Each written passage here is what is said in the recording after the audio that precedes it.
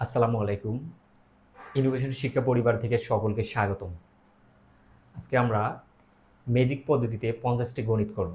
যেই গণিতগুলো থেকে আপনারা এই ৫০টা থেকে মিনিমাম ৫০০রও অধিক গণিতের আপনার সমাধান করতে পারবেন। কারণ সবগুলো টপিক থেকে ২টা একটা করে কিন্তু অঙ্ক নেওয়া হয়েছে আজকে। তাহলে আমরা চলি যে কিভাবে আমরা ম্যাজিক পদ্ধতিতে অঙ্কগুলো করতে পারি।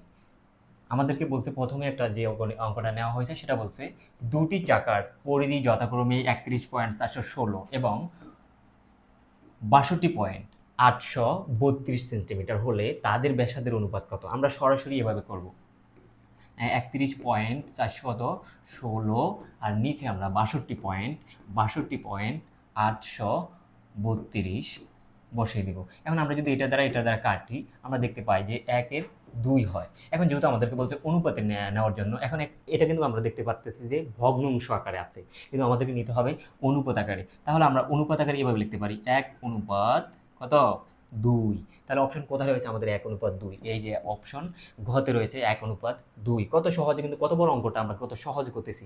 কারণ আমরা জানি যে এমসিকিউ প্রশ্নে যখন আমরা উত্তর করতে যাই তখন আমাদের ১ মিনিট সময় থাকে। কিন্তু আমরা অনেক সময় যখন বড় আকারে করতে যাই তখন আমাদের মিনিমাম ৩-৪ মিনিট সময়ের প্রয়োজন হয়। আমরা সময় কিভাবে বাঁচাবো সেই দিকে যদি আমরা লক্ষ্য করি, এগুলো হচ্ছে আমাদের জন্য বেস্ট।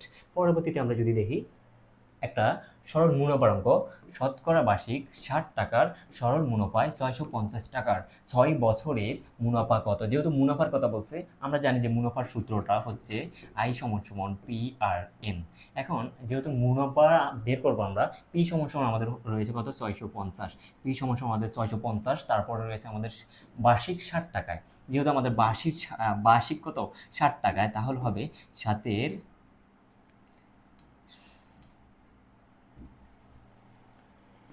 ৬৫০ গুণ বার্ষিক কত? ৬০ টাকা, মানে শতকরা ৬০ টাকা আর কি, গুণ হচ্ছে ৬ বছর, মানে এন সমান সমান বছর, এই সূত্রটা অনুসারে। এখন আমরা যদি একটু কাটাকাটি করি, তাহলে এই শূন্য কেটে দিলাম, এই শূন্য কাটার পরেই এখন আমাদের এখানে রইল ১০, এখানে আমাদের রইল কত? ৬৫। আমরা যদি একটু খেয়াল করি, তাহলে ৫ দ্বারা যদি কাটাকাটি করি, ৫ দ্বারা ৫ দ্বিগুণ হয় ১০, আবার যখন ৬৫ ৫ দ্বারা কাটবো কত হয়? ৫ একে ৫, থাকে কত আমাদের ১, এখানে থাকে কত? এখানে থাকে ১৫। তাহলে ৩ পাঁচা ১৫, ৩ পাঁচা ১৫, ৫ একে ৫ আর ৫-এর ৫। এখন তাহলে ৩ পাঁচা ১৫, এখানে হয় কত? ১৩। এখানে যখন আমরা কাটবো আমাদের হবে কত? ১৩। ৫ দ্বারা কাটলে আমাদের হয় ১৩, আর এখানে হয় কত? ২। তাহলে এটা যখন এটাতে কেটে দেবো, থাকে কত? ৩। এখন আমরা যেটা খেয়াল করি, এই ৩টার গুণ করব। ১৩-র সাথে আমাদের ৭ গুণ, ৩ সাতা ২১, হাতে আছে ২, ৭ কি ৭, ৭ আর ২ ৮, ৯, ৯১। ৯১ সাথে আমরা ৩ গুণ করব। ৩ যখন গুণ করব, ৩ একে ৩, ৩ নং ২৭, কত? ২৭৩। এখানে অপশন ২৭৩ রয়েছে খ নাম্বার অপশনে। আমরা খুব সহজে কিন্তু অঙ্কগুলো করতেছি। যখন আমরা পরীক্ষার হলে করতে যাব, তখন কিন্তু আমরা কিন্তু আরও সহজে করতে পারবো। কারণ আমরা যখন পারবো তখন তো এমনিতেই সহজে, যত ইচ্ছা তত দ্রুত ইচ্ছা আমরা করতে পারবো। পরবর্তী প্রশ্ন, প্রতিটা টপিক থেকে কিন্তু অঙ্কগুলো নেওয়া হয়েছে। ৩ নম্বর প্রশ্ন বলছে ৬ ফুট দীর্ঘ একটা বাঁশের ৪ ফুট দীর্ঘ চায়া হয়। একই সময়ে একটি গাছের ছায়া ৬৪ ফুট লম্বা। গাছটির উচ্চতা কত? আমাদেরকে বের করতে বলছি উচ্চতা। একদম সহজে আমরা অঙ্কটা করব যে ৬ ফুট বাঁশটা ৬৪ ফুট লম্বা। এখন ৬ ফুট দীর্ঘ মানে ৬ ফুট লম্বা, আর ৬৪ ফুট তাও লম্বা। এখন যেহেতু ৬ ফুট লম্বা মানে ৬ গুণ ৬৪ ফুট, ৬৪ ফুট, তারপরে ৪ ফুট দীর্ঘ চায়া হয়। যেহেতু ৪ ফুট দীর্ঘ চায়া হয়, তার মানে সেটা হবে বাঘ। এখন আমরা যদি এটা কাটাকাটি করি, আমরা এমনিতে কাটতে পারি। যদি এভাবে কাটি যে ৪ যদি আমরা ২ দ্বারা কাটি হয় কত? ২ হয়, আর ৬ ২ দ্বারা কাটলে হয় ৩। এখন আমরা ২ দ্বারা যদি ৬৪ কাটাকাটি করি, তাহলে আমরা যদি একটু রাফ করে কাটি, ৩ দ্বিগুণা ৬, পরে রয়েছে কত? ৪, ২ দ্বিগুণা ৪, তাহলে হয় ৩২। এখন ৩২ দ্বারা আপনি যখন ৩২ দ্বারা যখন আপনি ৩কে গুণ করবেন, ৩ দ্বিগুণা ৬, ৩ ৩ আর ৯, ৯৬। দেখেন কত সহজে কিন্তু অঙ্কগুলো করতেছি আমরা। ৯৬ অপশন ঘতেও রয়েছে আমাদের ৯৬। কত সহজ অঙ্ক কিন্তু। আপনারা যখন এই অঙ্কগুলো দেখবেন তখন আপনাদের কিন্তু একটা ভয় কাজ করবে যে এত বড় অঙ্ক, কিন্তু অনেক সময় আমরা পড়তে গিয়ে কিন্তু আমরা এলোমেলো করে ফেলি। কিন্তু আমরা যদি সহজ নিয়মটা, আমরা যদি কৌশলটা যদি অবলম্বন করি, তাহলে কত সহজে আমরা অঙ্কটা করতে পারতেছি। দেখেন পরবর্তী প্রশ্ন, ৪ নম্বর প্রশ্ন। দেখেন এক একটা অঙ্ক আপনি দেখলেই আপনার মাথা ঘুরাবে, কারণ এত বড় অঙ্ক কিন্তু আমরা করতেছি কত সহজ নিয়মে। দেখেন, দুটি বৃত্তের বহিঃস্থভাবে স্পর্শ করেছে তাদের কেন্দ্রদ্বয়ের মধ্যবর্তী দূরত্ব 7 সেন্টিমিটার। একটি বৃত্তের ব্যাসার্ধ 4 সেন্টিমিটার হলে অপর বৃত্তের ব্যাসার্ধ কত? আপনি ভালো করে একটু খেয়াল করেন, দুটি বৃত্তের বহিঃস্থভাবে স্পর্শ করেছে, তাদের কেন্দ্রদ্বয়ের মধ্যবর্তী দূরত্ব রয়েছে কত? 7। আবার একটি বৃত্তের ব্যাসার্ধ রয়েছে কত? 4। তার মানে 7 থেকে আপনি 4 বিয়োগ করে দিবেন, দেওয়ার পরে যেটা থাকবে, যেটা হবে সেটা হবে বৃত্তের ব্যাসার্ধ।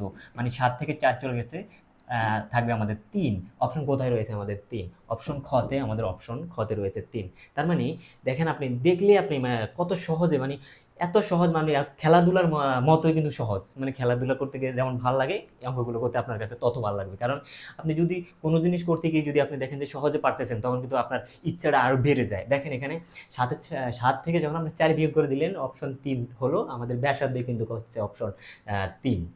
পরবর্তী প্রশ্ন দেখুন,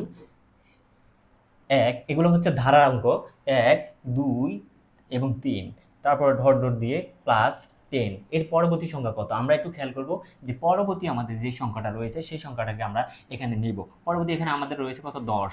যেহেতু 10 রয়েছে, আমরা 2 দ্বারা ভাগ করে দিব। 2 দ্বারা ভাগ করার পর এখানে আমাদের হয় কত? 5।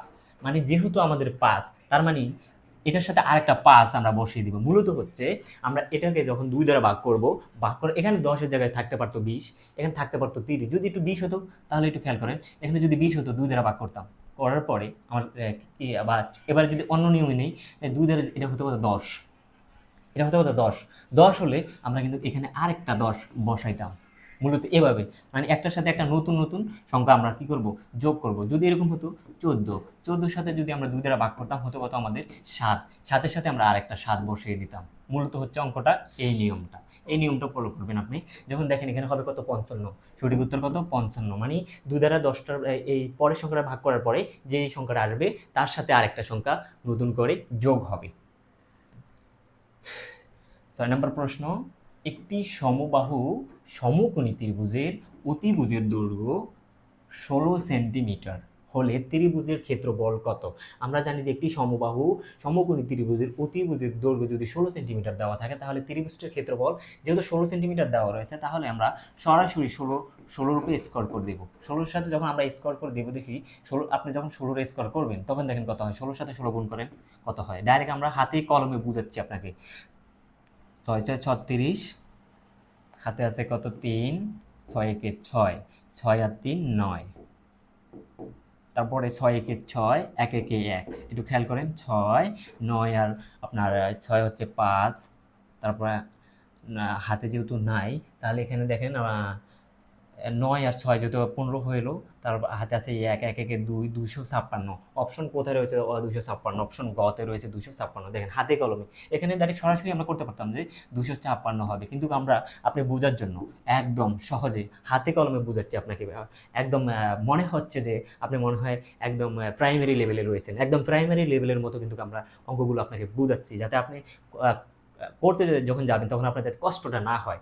তার পরবর্তী প্রশ্ন আমরা একটু দেখি। এখন পূর্ণবর্গ সংখ্যার কথা বলছে এখানে। কোনো ক্ষুদ্রতম পূর্ণবর্গ সংখ্যা যদি 9, 15 এবং 25 দ্বারা বিভাজ্য হয়, আমরা সচরাচর দেখি যে এই প্রশ্নগুলো আমাদের বিভিন্ন পরীক্ষায় আসে, কিন্তু আমরা না জানার কারণে, মানে আমরা না কৌশল বোঝার কারণে এই অঙ্কগুলো আমরা কী করি?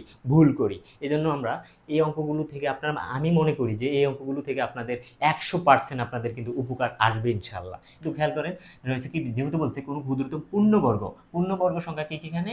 9, 15, তারপরে রয়েছে কত? 25। 25 দ্বারা বিভাজ্য। আমরা যদি সরাসরি একদম লসাগু করে দেবো, আমরা যখন লসাগু করতে যাব তখন যেহেতু 3, 15, 25 রয়েছে, আমরা 3 দ্বারা, মানে সবচেয়ে ছোট সংখ্যাটা দ্বারা আগে করব। 3 3 9, পর 3 5 15। যেহেতু 25 দ্বারা 3-এর ভিতরে গুণ করা যাবে না, তার মানে 25-এর 25। এখন আমরা একটু খেয়াল করি যে যেহেতু একটা 3 রয়েছে, মিনিমাম আমরা জানি যে লসাগু করতে গেলে মিনিমাম 2টা সংখ্যার ভিতরে আপনি যে সংখ্যাটা দ্বারা করবেন সেই সংখ্যাটার ভিতরে মিনিমাম 2টা সংখ্যার ভিতরে যাওয়া লাগবে। যেহেতু এখানে 3 শুধু একটা, কিন্তু আর 2টা সংখ্যার ভিতরে 3 যাবে না, আর এই 2টার ভিতরে 5 দ্বারা করতে পারবো, তাহলে আমরা 5 নিতে পারি। 3 এর 3, 5 একে 5, 5 5 25, যেহেতু এখানে 5 একটা, 1 একটা, 3 একটা, তার মানে এখানে আর নেওয়ার কি নেই, সুযোগ নেই। তার মানে আমরা এখন গুণ করে দেবো। একটু যেহেতু আপনারা বোঝার জন্য আমরা কিন্তু একদম হাতে কলমে আপনাকে বুঝাচ্ছি। 3 গুণ 5 গুণ 3 গুণ 5, আপনি যদি করেন 3 5 15, 3 5 15, আর 15 সাথে আপনি যখন 5 গুণ করবেন, 5 5 25, হাতে আছে 2, 5 একে 5, 5 আর 2 হচ্ছে আপনার কত, 7। 75 সাথে এখন আপনি 3 গুণ করবেন, 3 5 15, হাতে আছে 1, 3 7 21, 21 আর 1 হচ্ছে 22, 225। অপশন গতে রয়েছে 225। দেখেন আমরা কিন্তু অঙ্কগুলো কত সহজে কিন্তু করতে পারতেছি। দেখেন পরবর্তী প্রশ্ন, দেখেন বীজগণিত থেকেও কিন্তু অঙ্ক নেওয়া হয়েছে, একটু খেয়াল করেন। এখানে বীজগণিত থেকে দেখেন এই যদি একটা অনুপাতের মতো একটা অঙ্ক, এই অনুপাত বি, তাহলে আমরা বসাই এই অনুপাত, এই অনুপাত কত বি, আমরা অঙ্ক অনুপাত আকারে বসাই। এই অনুপাত বি বসালাম, বসানোর পরে আমরা সংখ্যাগুলো সামনাসামনি বসিয়ে দেব। 4:7, তাহলে আমরা এভাবে বলতে পারি 4:7। পরবর্তীটুকু যদি খেয়াল করি, বি অনুপাত সি, তার মানে বি অনুপাত সি, সংখ্যা আছে কত, 5:6। একটু খেয়াল করেন। এখন আমাকে বের করতে হবে এ বি সি অনুপাত কত। তাহলে আমরা একটু যদি খেয়াল করি, আমরা এভাবে গুণটা করব। 5 7, এখানে কত, 6, 6 7 কত, 42, 6 7 কত, 42, অনুপাত দিয়ে নিলাম। এখন দেওয়ার পরে একবারে এটা দ্বারা করব, কিন্তু এই যে সংখ্যাটা, এই সংখ্যাটা দ্বারা উপরে যে লব আকার যে দুটো সংখ্যা রয়েছে সেটাকে কিন্তু দুইবার করব। এটা করব একবার, আর এটা দ্বারা করব দুইবার। 5 7 35, 5 7 কত, 35, 5 7 35, অনুপাত 4 5 20, 4 5 কত, 20। আরেকবার বলতেছি, যেহেতু এই যে সংখ্যাটা দ্বারা উপরে দুইটার একবার করব, এখন এটা প্রয়োজন নেই। 6 7 42 একবার করার পরেই আমরা চলে আসবো বাম সাইডের সংখ্যাটা, এই সংখ্যাটা থেকে আমরা এটারে দুইবার করব। 5 7 35, 4 5 20, মানে 20 35 42, 20 35 42 কোথায় রয়েছে, 20 35 42, সঠিক উত্তর হবে আমাদের ক। পরবর্তী প্রশ্ন, দেখেন বীজগণিতের অঙ্ক।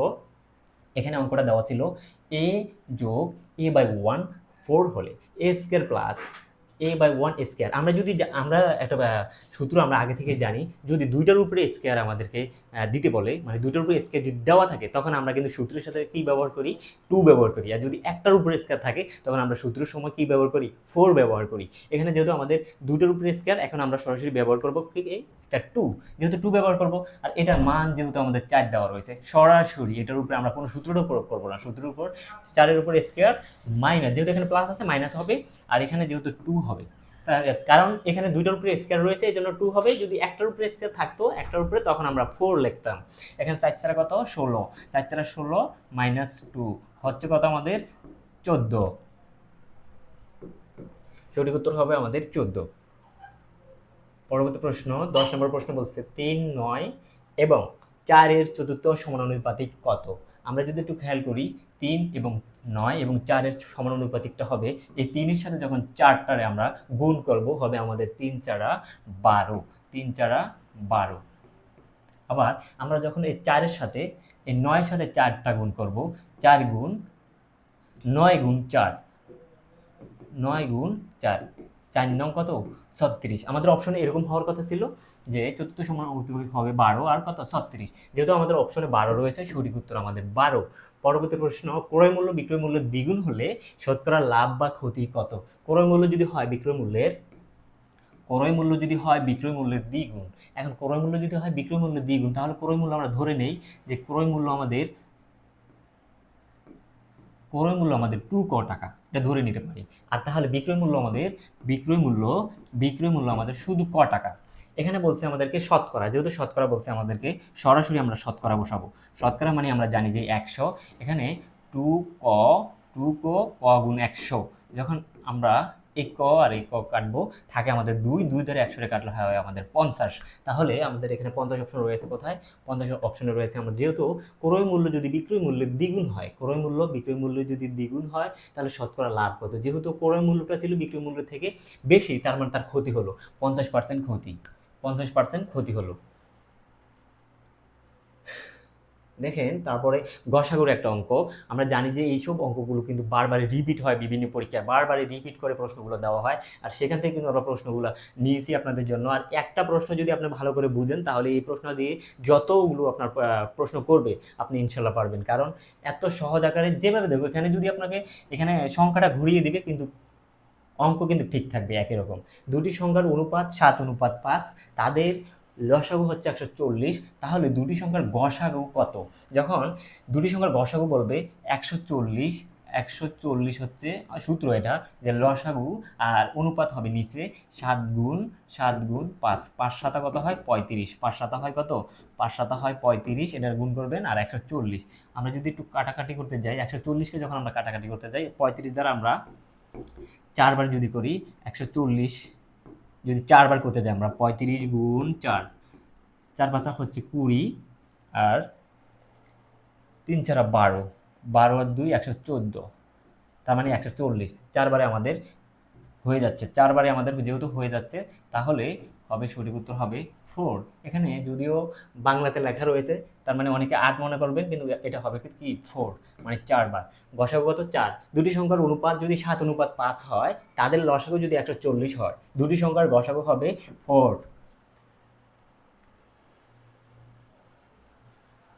পরবর্তী প্রশ্নে আমাদেরকে বলছে একটি কাজ ক একা 6 দিনে ও খ একা 12 দিনে শেষ করলে ক ও খ একত্রে কাজটি কত দিনে শেষ করতে পারবে?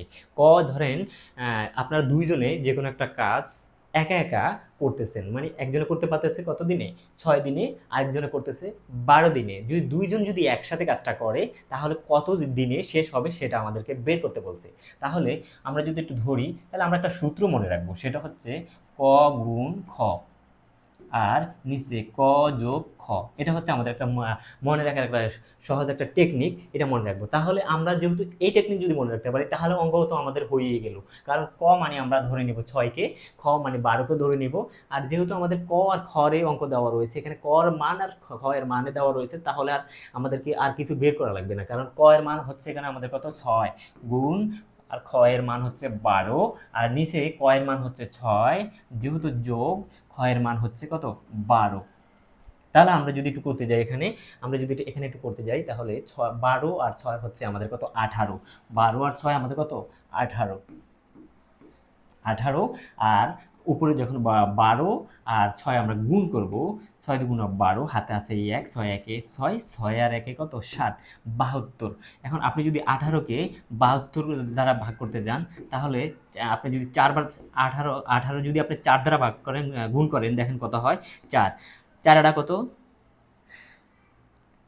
4 এটা 32, হাতে আছে 3, 4 একে 4, 4 3 কত 7, মানে 4 বারে আপনি কিন্তু মিলিয়ে পারতেছেন। তার মানে যেহেতু 4 অপশনে, এখানে হচ্ছে আমাদের কত 72, যেহেতু 18 72 দ্বারা কাটলে আমাদের হয় কত 4, তার মানে সঠিক উত্তর এখানে কত 4 দিনে। একটি কাজ ক একা করে 6 দিনে, খ একা করে 12 দিনে শেষ করলে ক ও খ একত্রে কাজটি কত দিনে শেষ করতে পারবে? সঠিক উত্তর হবে 4 দিনে দুইজনে একসাথে কাজটা শেষ করতে পারবে। এগুলো তো আপনারা মনে করতেছেন যে আসলে কিন্তু অঙ্ক বড় দেখাচ্ছে, কিন্তু এগুলো তো আমি হাতে নাতে আপনাকে দেখাচ্ছি, একদম ছোট বাচ্চাদের মতো একদম পড়ে করে আপনাকে দেখাচ্ছি, এই জন্য এত ছোট মানে এরকম হচ্ছে। কিন্তু আপনি যখন করতে যাবেন তখন তো অঙ্ক হবে শুধু এইটুকু, এটুকু মনে রাখলে আপনার এইটুকু, যেহেতু মুখস্থ এটুকু থাকবে আপনার, আপনি এইটুকু আর এইটুকু মানে দুইটা করলে কিন্তু আপনার এই অপশনটা আপনি পেয়ে যাবেন।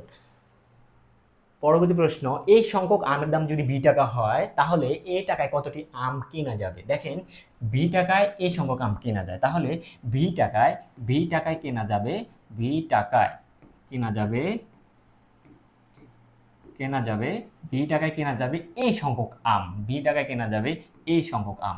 আবার এ টাকায় কতগুলো আম কেনা যাবে? তার মানে যেহেতু এ টাকা বলছে, ওয়ান আর লেখা লাগবে না, অনেক সময় এইভাবে 1 টাকায় কেনা যাবে এভাবে যদি লিখি তাও লেখা যায় বি আর এ। আবার যেহেতু আমাকে বলছে এ টাকায়, তার মানে এ টাকায় কেনা যাবে এ গুণ এ, নিচে বি, তাহলে আমাদের এ আর এ গুণ করলে হয় এ এর উপরে স্কয়ার, নিচে হচ্ছে বি। তাহলে আমার অপশন আমার ঘতে হচ্ছে সঠিক উত্তর এ স্কয়ার বাই বি, সঠিক উত্তর হবে গ নম্বর। পরবর্তী প্রশ্ন দেখেন, এই যে অঙ্কটা কত গুরুত্বপূর্ণ।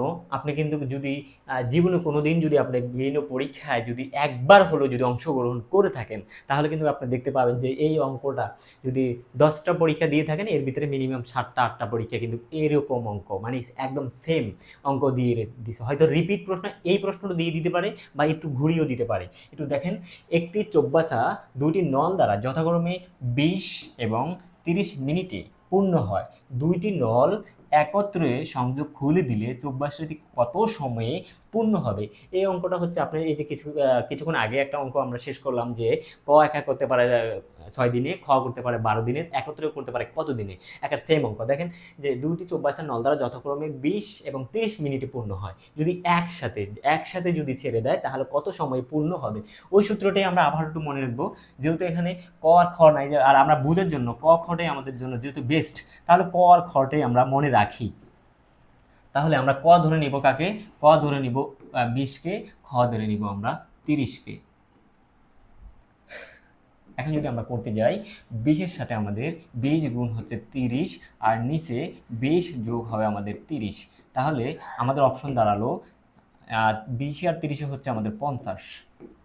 আর 30-এর সাথে যদি 20 গুণ করি, 30-এর সাথে 20 গুণ করলে 0 0 2 0 0 আর হচ্ছে 3 দিয়ে গুণ 6 হচ্ছে আমাদের 600। একটু খেয়াল করেন, এটা হচ্ছে মূলত রাফ করলাম আর কি, এই জন্য অঙ্কটা বড় দেখাচ্ছে। 600। আপনি যদি এটা দ্বারা কাটাকাটি করেন তাহলে দেখেন আপনার কত, 5 12 60, 5 12 কত 60, সঠিক উত্তর হবে 12। 12 কোথায় রয়েছে আমাদের অপশনে? 12 মিনিটে। 12 হচ্ছে খ নাম্বার অপশন। 12 মিনিটে একটি চৌবাচ্চা যদি দুটি নল দ্বারা যথাক্রমে 20 এবং 30 মিনিটে পূর্ণ হয়। দুইটি নল একসঙ্গে খুলে দিলে চৌবাচ্চাটি এই 12 মিনিটে পূর্ণ হবে। 16 নম্বর প্রশ্ন বলছে, একটি বানর 92 ফুট উঁচু একটি তৈলাক্ত বাঁশ বেয়ে উপরে উঠতে লাগলো। বানরটি প্রতি মিনিটে 12 ফুট উঠে, কিন্তু একটু ভালো করে যদি আমরা প্রশ্নটা বুঝি, একটি বানর 92 ফুট একটা উঁচু একটা তৈলাক্ত বাঁশে বেয়ে উপরে উঠতে লাগলো। বানরটি প্রতি মিনিটে 12 ফুট উঠে, কিন্তু দ্বিতীয় মিনিটে 8 ফুট নেমে যায়। বাঁশের মাথায় উঠতে কত মিনিট সময় লাগবে? যেহেতু 92 ফুট উঁচু একটা তৈলাক্ত বাঁশ, এখান থেকে বানরটি 12 ফুট উঠে, এখান থেকে উঠে কয় ফুট? 12 ফুট। তার মানে 92 থেকে 12 ফুট বিয়োগ, কারণ 92 ফুট লম্বা থেকে অলরেডি 12 ফুট উঠে গেছে, তার মানে 92 থেকে 12 ফুট মাইনাস হবে। আবার এই 12 ফুট থেকে, মানে এই 12 ফুট থেকে 8 ফুট সে কি করে? নিচে নেমে যায়। তার মানে 12 থেকে সে 8 ফুট আবার নিচে নেমে গেল। তাহলে বানরটি কত মিনিটে সময় লাগবে বাসটির মাথায় উঠতে? তাহলে একটু আমরা যদি একটু অঙ্কটা করতে যাই তাহলে আমাদের কত হয়? এখানে 92 থেকে 12 চলে গেলে থাকবে কত? 80। আর 12 থেকে 8 চলে যাবে, 12 থেকে 8 চলে গেলে থাকবে কত? 4। থাকবে কত? 4। এখানে থাকবে 80 আর এখানে থাকবে 4। আর এই যে এই অঙ্কটা একটু অন্য নিয়মে করতে হবে, যে একটু টাফ অঙ্ক। একটু ভালো করেন, একটি বানর 92 ফুট উঁচু একটা তৈলাক্ত বাঁশ বেয়ে উপরে উঠতে লাগলো। বানরটি এই 92 ফুট থেকে বানরটি 12 ফুট উঠে, 92 থেকে 12 ফুট যেহেতু উঠলো, 12 ফুট বাদ যাবে। আবার এই 12 ফুট থেকে বানরটি 8 ফুট নিচে নেমে গেল। 12 ফুট থেকে 8 ফুট বানরটি নিচে নেমে গেল। যাওয়ার পরে আমাদের রইল কত? 80 থেকে 4। এখানে আমরা একটু মনে রাখতে হবে গুণ 2 যোগ 1। এটা হচ্ছে মনে রাখবেন, বানরের এই অঙ্ক করতে যখন যাবেন তখন আপনি এইটুকু একটু মনে রাখবেন, গুণ 2 যোগ 1 একটু এক্সট্রা করা লাগবে আপনাকে। এই বানরের অঙ্ক যখন করতে যাবেন, যে তালাক তো বাড়বে, উপরে উঠলে এত ফুট আবার নেমে গেল এত ফুট, তাহলে কত সময় লাগবে? তখন আপনি এইটুকু একটু মনে রাখবেন। এখন আপনি যদি এটা কাটেন 4 দ্বারা, যদি আপনি এটা কাটতে যান কত হয়? 20। এখন 40, 2 সাথে 2 গুণ করলে হয় কত? 40।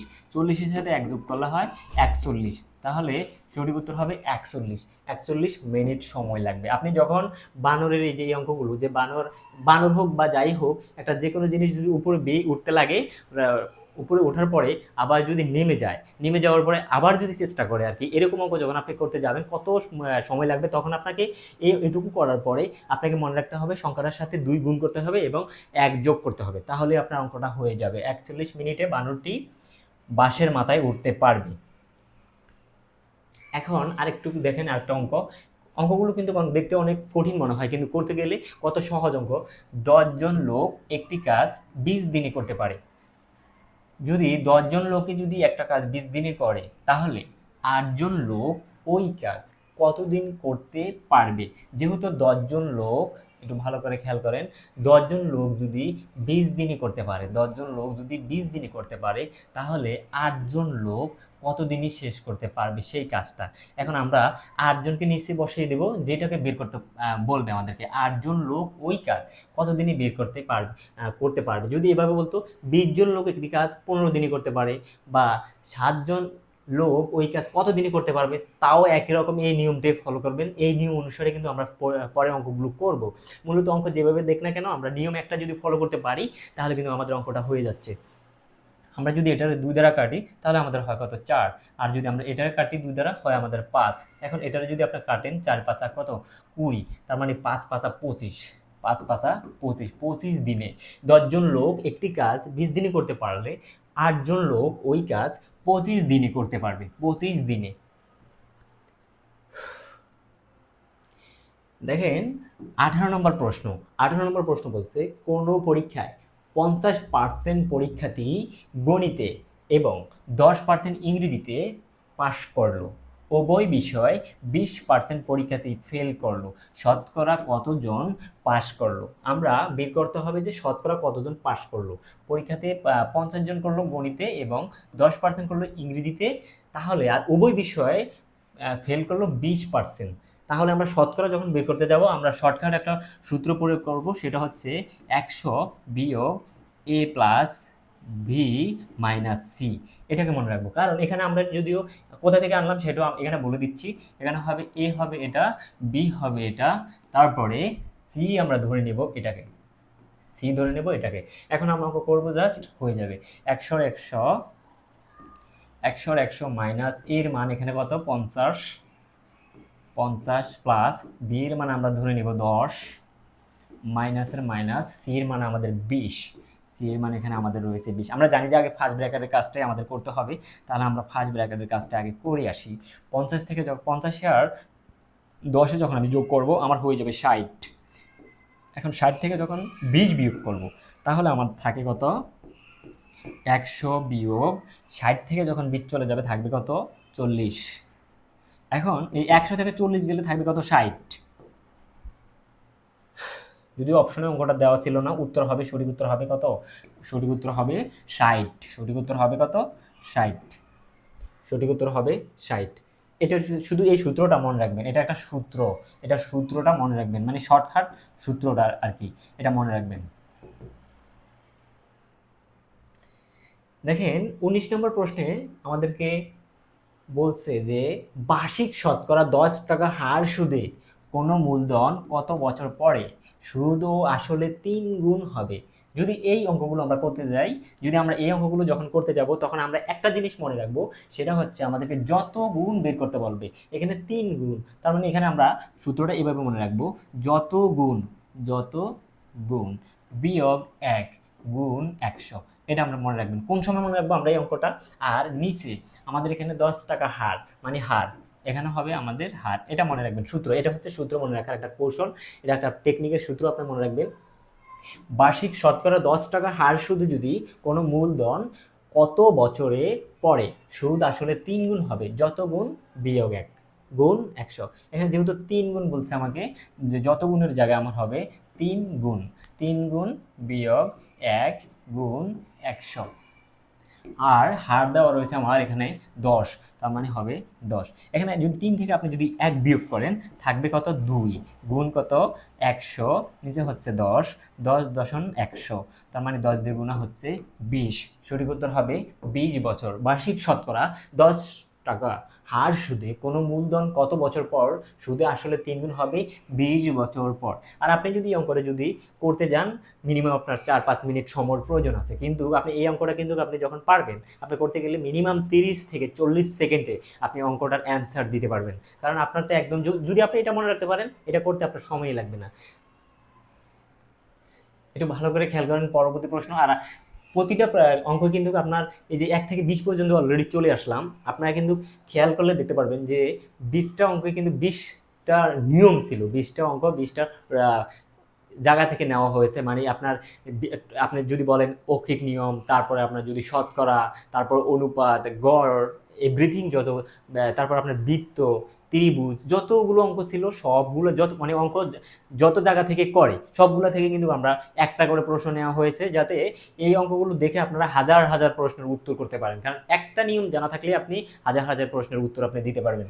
এখানে বৃত্তের ব্যাস যদি 4 গুণ বৃদ্ধি পেলে ক্ষেত্রফল কত গুণ বৃদ্ধি পাবে? যদি বৃত্তের ব্যাস যদি আপনি ধরেন 4 গুণ, যেহেতু 4 গুণ বৃত্তের ব্যাস 4 গুণ বৃদ্ধি পেলে ক্ষেত্রফল কত গুণ বৃদ্ধি পাবে? সরাসরি যত গুণ তত রূপে স্কয়ার, যত গুণ তত রূপে স্কয়ার, 4 চারা কত? 4 চারা 16। তার মানে ক্ষেত্রফল বৃদ্ধি পাবে 16, ক্ষেত্রফল বৃদ্ধি পাবে 16 গুণ। দেখেন কত সহজ, অঙ্ক অনেক বড়, কিন্তু আপনাকে করতে যখন যান আপনি এই অঙ্কটা মনে হয় আপনার 10 সেকেন্ড সময় লাগছে। এই অঙ্কটা আপনি যখন করতে গেলেন তখন মনে হচ্ছে যে আপনার মিনিমাম 10 সেকেন্ড সময় লাগছে। দেখেন বৃত্তের ব্যাস যত গুণ থাকবে তার উপর স্কয়ার করে দিবেন, যেটা হবে সেটা হবে ক্ষেত্রফল। এখানে একটু খেয়াল করেন, একটি বর্গক্ষেত্রের কর্ণের দৈর্ঘ্য 4√2 মিটার হলে বাহুর দৈর্ঘ্য কত? একটু খেয়াল করেন, যখন আপনাকে বাহুর দৈর্ঘ্য বলবে তখন আপনি নিচে 2 দ্বারা ভাগ করবেন। আর যদি আপনাকে কর্ণের দৈর্ঘ্য বলে, এখানে যদি আপনাকে কর্ণের দৈর্ঘ্য বলে তখন আপনি এই 2 দ্বারা এটার সাথে গুণ করবেন। এটা মনে রাখবেন, এটার সাথে হবে কর্ণ হলে হবে গুণ, কর্ণ হলে হবে গুণ। আর যদি আপনাকে বলে দৈর্ঘ্য, দৈর্ঘ্যের বেলায় হবে ভাগ। আপনি যদি এখানে এরকম বলে যে একটি বর্গক্ষেত্রে কর্ণের দৈর্ঘ্য 4√2, তাহলে এর কর্ণ কত? তখন আপনি কি করবেন? এই 2 গুণ করবেন। কর্ণ হলে 2 হবে গুণ, 2 হবে গুণ। আর যদি দৈর্ঘ্য বের করতে বলে তখন আপনি 2 দ্বারা ভাগ করে দিবেন। এখন এই 2 দ্বারা যদি এই 2 কাটি, আমার রুটের আর কোনো কাজই নেই এখানে, মানে 4। তার মানে 4 মিটার কোথায়? খ নাম্বার অপশনে 4 মিটার। দেখেন কত সহজে কিন্তু আমরা অঙ্কগুলো করতে পারতেছি, কত সহজে। কিন্তু অঙ্কটা দেখতে কিন্তু অনেক বড়, মানে অনেক কঠিন মনে হয়। আর আপনি যখন করতে যাচ্ছেন এখন, মানে আমাদের সাথে যখন করতে যাচ্ছেন, কত সহজ মনে হচ্ছে এখন আপনার কাছে। আর আপনার যে মন্তব্যটু, যে আসলে কি আপনি উপকার কি পাচ্ছেন কিনা এই অঙ্কগুলো থেকে, কিন্তু আপনি কমেন্টে সেটা জানাবেন যে আসলে কি আপনি উপকারিত হচ্ছে কিনা। আর পরবর্তী যদি প্রশ্ন একটু খেয়াল করি আমরা, 22 নম্বর প্রশ্নে, একটি রাস্তা মেরামত করতে 35 জন শ্রমিকের 16 দিন লাগে। দেখেন এরকম যদি একটা অঙ্ক মনে হয় যে করেছি আমরা, একটি রাস্তা কিন্তু অন্য নিয়মে ছিল, এটা কিন্তু আরেকটা নিয়মে। দেখেন একটি রাস্তা মেরামত করতে 35 জন শ্রমিকের, 35 জন শ্রমিকের কতদিন লাগে? 16 দিন লাগে। তাহলে 28 জন শ্রমিকের কত দিন লাগবে? 28 জন শ্রমিকের কত দিন লাগবে? এখন একটু খেয়াল করেন, আমরা যদি এই 28 বসবে নিচে আর 35 জন শ্রমিকের 16 দিন, কোনটা কোন জায়গায় বসালাম সেটা একটু ভালো করে খেয়াল রাখবেন। যে একটি রাস্তা মেরামত করতে যতজন শ্রমিকের যতদিন লাগে সেটা হবে উপরে, আর যতজন শ্রমিক করতে পারে মানে কতদিন লাগবে, যতজন শ্রমিকের যতদিন লাগবে সেটা কিন্তু আপনি বসাবেন নিচে, একটু মনে রাখবেন। দেখেন যে কোনটা কোন জায়গায় আমি বসালাম সেটা একটু ভালো করে আপনি খেয়াল করবেন। এখন যদি আপনি কাটেন, দেখেন আপনার কত হয়। আপনি এটা 16 দুগুণা হয়ে যায় আমাদের, যেহেতু 32, 2 দ্বারা একটু আমরা কাটবো। 2 দ্বারা যদি কাটি 8 দুগুণা হয় 16, আর আমাদের 14 দুগুণা হয় 28, 14 দুগুণে হয় আমাদের 28। তাহলে এখানে আবার 2 দ্বারা কাটতে পারি, এটার 2 দ্বারা কাটলে হয় 4। এটার মানে সহজে, মানে আপনি কিভাবে সহজে বুঝবেন এই জন্য কিন্তু 2 দ্বারা কাটতেছি, প্রয়োজনে 3 দ্বারা কাটতেছি, একদম ছোট সংখ্যা দ্বারা কাটতেছি, যাতে আপনি একদম বেসিক থেকে আপনি শিখতে পারেন। একদম বেসিক থেকে আপনার যাতে কোনো জায়গায় যাতে না প্রশ্নটা যাতে আপনার ডাউট ফিল হয়, এই জন্য একদম 2 দ্বারা 1 দ্বারা একদম মনে হচ্ছে যে আপনি প্রাইমারিতে পড়তেছেন, ওই নিয়মে কিন্তু অঙ্কগুলো আপনাকে করাচ্ছি। এটা যদি দেখেন 8 দ্বারা যদি 2 দ্বারা যদি 8 কাটেন হবে 4, আর 14 কাটলে হবে 7। এখন যদি আমরা 7 দ্বারা 35 কাটি, 5 7 35, 4 5 কত? তাহলে 4 আর 5 যদি গুণ করেন, 4 5 20, তার মানে 20 দিন। একটি রাস্তায় মেরামত করতে 35 জন শ্রমিকের 16 দিন যদি লাগে, তাহলে 28 জন শ্রমিকের লাগবে মাত্র 20 দিন। কত সুন্দর মজা লাগতেছে অঙ্কগুলো করে। যারা কিন্তু আপনার একদম পারেন না, জিরো লেভেলে আছেন, তারা কিন্তু দেখলে কিন্তু তাদের কাছেও কিন্তু মনে অঙ্ক যে একটা করার যে আগ্রহীটা, সেটা কিন্তু আপনার এই অঙ্কগুলো দেখে কিন্তু আপনার আগ্রহ আরও বেড়ে যাবে। অনেকে মানে অঙ্ক দেখলে ভয়ে আর করতে চায় না, যে আমার দ্বারা এই অঙ্কগুলো হবে না। কিন্তু এই অঙ্কগুলো যদি আপনি করেন, একদম যদি আপনার বেশি একদম দুর্বল থাকে, তারপরে যদি আপনি এই অঙ্কগুলো যদি আপনার চোখে পড়ে, আপনি যদি অঙ্কগুলো করেন, একটা যে আগ্রহ আপনার অঙ্ক করার, সেটা কিন্তু আপনার এই অঙ্কগুলো দেখে কিন্তু আপনার আগ্রহটা বেড়ে যাবে। দেখেন আপনি কত সহজ অঙ্ক, এর চাইতে সহজ অঙ্ক মানে হতে পারে না। আপনাকে যে ভয় ছিল আজকে থেকে আর ভয়টা আপনার কাজ করতেছে না, মানে আগ্রহটা বেড়ে যাচ্ছে। যদি এইরকম অঙ্ক যদি আমরা যদি করতে পারি তাহলে আমাদের কেন ভয় লাগবে। দেখেন পরবর্তী প্রশ্ন, 1 থেকে 20 পর্যন্ত বিজোড় সংখ্যাগুলোর গড় কত। এই অঙ্কটা দুইটা নিয়মে অঙ্কটা করতে পারবেন। একটা হচ্ছে আপনি যদি একটু খেয়াল করেন 1 থেকে 20 পর্যন্ত সংখ্যা তাহলে 20টা, সেটাও আপনি বুঝলেন। কিন্তু আরেকটা কথা, আপনি যদি এই নিয়মে যদি অঙ্কটা না করেন, আরেকটা নিয়মে যদি করেন যে 1 থেকে 20-এর ভিতরে সর্বশেষ বিজোড় সংখ্যা কত, 19। 19 এটার সাথে 1 যোগ করে দিলাম, দিলে আমার হয়ে গেল কত, 20। তো এইটা 2 দ্বারা আপনি ভাগ করবেন, কারণ 10টা জোড় আছে, 10টা বিজোড় আছে এখানে। তাহলে 20, তাহলে 20 আর 2 হচ্ছে আমাদের 10। সঠিক উত্তর হবে 10। 1 থেকে 20 পর্যন্ত বিজোড় সংখ্যাগুলোর গড় হবে এখানে 10। আপনি যেভাবে করেন, আপনি 20 ধারায় যদি করেন তখন আর 1 প্রয়োজন নেই। আর আপনি যদি একটু ভালো করে বোঝার জন্য যদি করেন, 19 হচ্ছে সর্বশেষ বিজোড় সংখ্যা, 19-এর পরে 1 হচ্ছে যোগ, 1 যোগ করবেন, করার পর আপনার 2 দ্বারা ভাগ করবেন। ভাগ করলে আপনার বের হয়ে যাচ্ছে বিজোড় সংখ্যাগুলোর গড়। পরবর্তী প্রশ্ন একটু খেয়াল করেন। পরবর্তী প্রশ্ন, একটি গ্রামের লোক সংখ্যা 9% হারে বৃদ্ধি পেয়ে 218 জন হলে পূর্বের লোক সংখ্যা কত ছিল। মানে বর্তমানে 9% বেড়ে গেল, বেড়ে যাওয়ার পরে 218 জন লোক হলো, তাহলে পূর্বে কতজন ছিল। পূর্বে মানে শতকরা ছিল 9%, 100-এর ভিতরে 9% বাড়লো, তার মানে 109-এর ভিতরে 109%-এর বাড়লো কত, 218। 218, তাহলে 1%-এ বাড়বে 109 আর 218। একটু ভালো করে যদি খেয়াল করি আমরা, যেহেতু আগে বলছে পূর্বে, আগে পূর্বে মানে আগে, পূর্বে যেহেতু বলছে 9% যেহেতু বাড়লো, শতকরা যেহেতু 9% বাড়লো, 9% 109 হয় 218 জন, আর 100% যেহেতু আমরা অঙ্কটা সাজালাম। এখন যেহেতু আমাদেরকে বলছে পূর্বে, পূর্বে মানে ছিল কতজন, 100 জন। যেহেতু 109 জন বর্তমানে, তার মানে 100 জন ছিল পূর্বে, তাহলে 100 জন আপনি সরাসরি গুণ করে দেন, 218 গুণ হচ্ছে 100 আর 109। এখন আমরা যদি এটাকে এটা দ্বারা কাটি, 100 দ্বারা যদি 2 কাটি, 200 কাটি 100 হয়, আর 9 দ্বিগুণ হয় 18, তার মানে দুবার যায় এখানে। 100-এর সাথে 2 গুণ করলে হয় 200, 100-এর সাথে 2 গুণ করলে হয় 200, তার মানে এখানে সঠিক উত্তর হবে 200 জন। একটি গ্রামে লোক সংখ্যা 9% হারে বৃদ্ধি পেয়ে 218 জন হলে পূর্বের লোক সংখ্যা কতজন। পূর্ব মানে আগের আগের কতজন ছিল, যেহেতু 109 জন, বর্তমানে শতকরা যেহেতু 9% বাড়লো, তার মানে 100%-এ ছিল কতজন, 200 জন।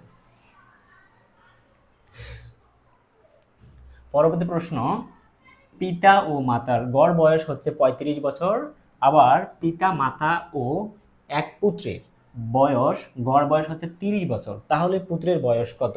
আমরা যদি খেয়াল করি যে পিতা পুত্র থেকে কিন্তু একটা অঙ্ক যে কোনো পরীক্ষায় আসে, সেটাও জানি আমরা, পিতা পুত্র থেকে কিন্তু অঙ্ক আসে। একটু খেয়াল করেন এখানে পিতা ও পুত্র, পিতা আর মাতার গড় বয়স কত, 35। এখানে কয়জন, পিতা আর পুত্র, পিতার মাতা এখানে 2 জন, ওরা যেহেতু ওরা 2 জন, তাহলে ওদের সাথে 2 গুণ, তার মানে এখানে হচ্ছে কত, 35 দ্বারা যখন 2 গুণ করব হবে আমাদের 70।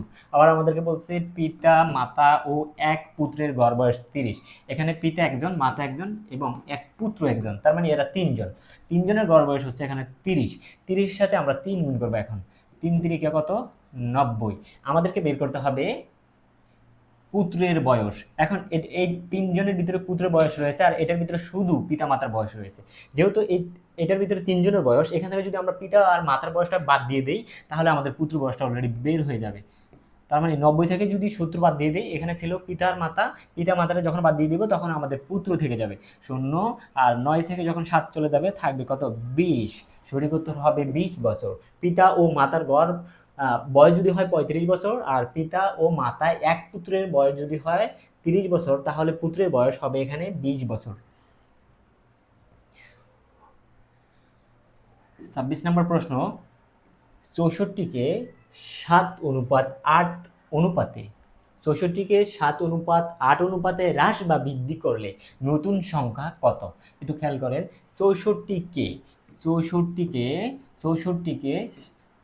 7:8-এ আপনি যখন 7:8-এ যখন আপনি বৃদ্ধি করবেন, দেখেন আপনার কত হয়। 7 8 50, 7 9 63, কত হয়, 8 8 64, 8 8 64, 7 8 কত, 650, 7 8 কত, 650, তার মানে যদি 72 পরেরটাও দিয়ে দিয়েছি অলরেডি, তার মানে গ হবে সঠিক উত্তর। 7 যদি আপনি এটা দ্বারা এটা ভাগ করার পরে 7 কত 650, তার মানে আপনার সঠিক উত্তর হবে 650। গ নাম্বার অপশনটাই সঠিক। দেখেন 64কে 7:8-এ আপনি যখন হ্রাস বা বৃদ্ধি করবেন, মানে কমাবেন বা যখন বাড়াবেন, তখন নতুন যে একটা সংখ্যা আপনার তৈরি হবে, সেই সংখ্যাটা কত? সেই সংখ্যাটা হবে 56। 27 নম্বর প্রশ্নে আপনাকে বলছে দুটি রাশির অনুপাত 5:11। উত্তর রাশি যদি হয় 99, পূর্ব রাশি কত? দেখেন এই অঙ্কগুলো আপনি না করে মুখে মুখে কিন্তু অঙ্কগুলো আপনি উত্তর দিতে পারবেন, যদি ভালো করে টেকনিকটা একটু বোঝেন। এখানে দেখেন দুটি রাশির অনুপাত যদি 5:11 হয়, এখানে একটু আমরা ধরে নিচ্ছি 5 হচ্ছে আমাদের উত্তর রাশি আর 11 হচ্ছে আমাদের পূর্ব রাশি, আমরা ধরে নিলাম। তাহলে যদি আমরা একটু খেয়াল করি, এখানে উত্তর রাশি আমাদের 99 দেওয়া রয়েছে, তাহলে পূর্ব রাশি কত?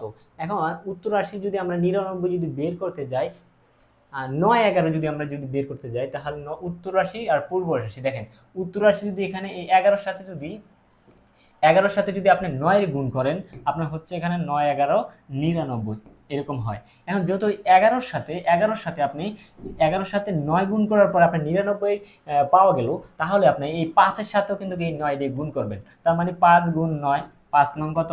45। তার মানে হবে 45। অপশন খ তে রয়েছে আমাদের যেহেতু 45, তার মানে সঠিক উত্তর হবে আমাদের খ। দুটি রাশির অনুপাত 5:11। উত্তর রাশি যদি হয় 99, তাহলে পূর্ব রাশি কত? এখন যেহেতু উত্তর রাশি আমাদের 11-র সাথে আমরা 9 গুণ করলে 9-11-99 হয়, তাহলে 11-র সাথে যেহেতু 9 গুণ করলে আমাদের 9-11-99 হয়, তাহলে আমরা 5-এর সাথে আমরা 9 গুণ করব, যেটা হবে সেটি হবে আমাদের সঠিক উত্তর।